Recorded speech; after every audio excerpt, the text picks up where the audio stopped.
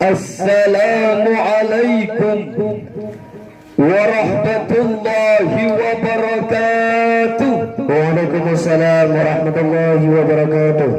Alhamdulillah. Alhamdulillahilladzi anzalal Qur'an hudan linnasi wa bayyinatin minal huda wal furqan. Yang mulia, yang terhormat, kepada Abu Rohani getanya bersama Walid beserta keluarganya.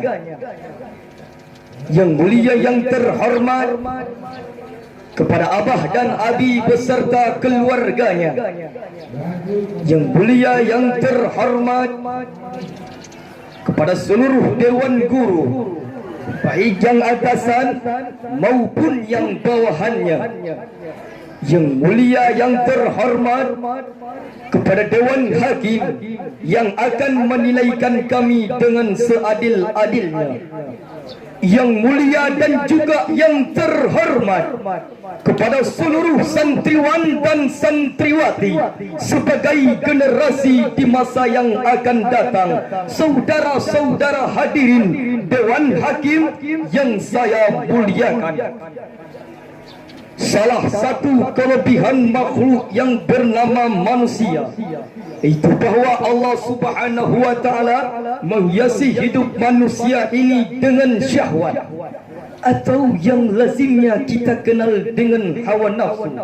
Inilah tenaga yang merupakan daya dorong yang melahirkan dinamika dalam kehidupan manusia, yang menyebabkan terus-menerus terjadinya perkembangan dalam sejarah kehidupan manusia.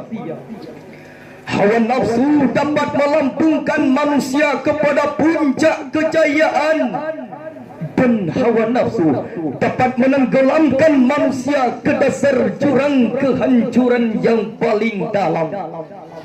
Maka pada uraian kali ini saya akan mengangkatkan sebuah topik syarahan dengan judul nafsu-nafsu yang akan membawa manusia ke dalam kehancuran. Para hadirin Dewan Hakim yang saya muliakan, Allah Subhanahu wa taala telah berfirman dalam kitab sucinya Al-Quran, surah Ali Imran ayat 14 yang berbunyi, A'udzu billahi minasyaitonir rajim. Bismillahirrahmanirrahim. Zuyyina lin-nasi hubbus syahawati minan nisa'i wal banin والقناطر المقنطرة من الذهب والفضة والخيل المسومة والأنعام والحرث ذلك متاع الحياة الدنيا والله عنده حسن المآب. Yang artinya dijadikan terasa indah dalam pandangan manusia cinta terhadap apa yang diinginkan, berupa perempuan-perempuan, anak-anak, harta yang bertumpuk dalam bentuk emas dan perak. Itulah kesenangan hidup, dan di sisi Allah lah tempat kembali yang baik. Para hadirin Dewan Hakim yang saya muliakan, mari kita memperhatikan ayat tadi lebih mendekat lagi. Pada awal ayat tersebut terdapat kalimah zuyyina linnasi hubbus syahawat, yang berarti makhluk manusia ini dihiasi dengan hawa nafsu. Dengan kata-kata lain, hawa nafsu adalah perhiasan. Manusia tanpa hawa nafsu sama saja dengan orang yang tidak berhias, monoton, tidak mempunyai perkembangan dalam gerak-gerik kehidupannya. Tetapi hadirin, kalau kita berbicara soal perhiasan, ada dua hal yang harus menjadi catatan penting. Yang pertama, kapan satu perhiasan itu boleh kita pakai? Yang kedua, di mana perhiasan itu harus kita pakai? Demikian pula sifat yang bernama hawa nafsu. Kapan dia boleh kita diperterutkan, di mana saja dia boleh disalurkan, adalah tugas daripada agama untuk memberikan syahwat atau hawa nafsu. Hadirin Dewan Hakim yang saya muliakan, hanya inilah syarahan singkat saya. Dua hal sebagai kesimpulan. Yang pertama, nafsu kepada wanita dapat menghantarkan seseorang kepada puncak kekayaan.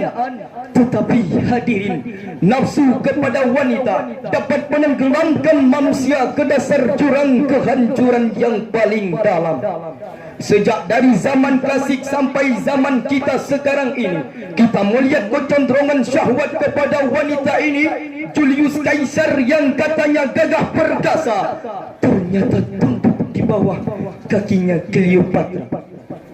Napoleon singa daratan Eropa, luas kekuasaannya, gagah perkasa tentaranya, ternyata kepada siapa dia tunduk?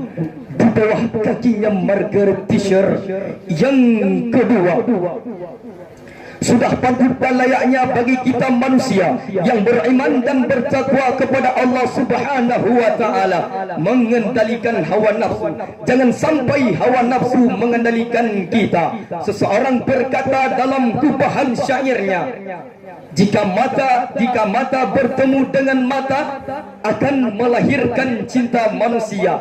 Tetapi hadirin, kalau dahi bertemu dengan sajadah akan melahirkan cinta suci dan murni kepada Allah Subhanahu wa taala. Hasbunallah. Assalamualaikum warahmatullahi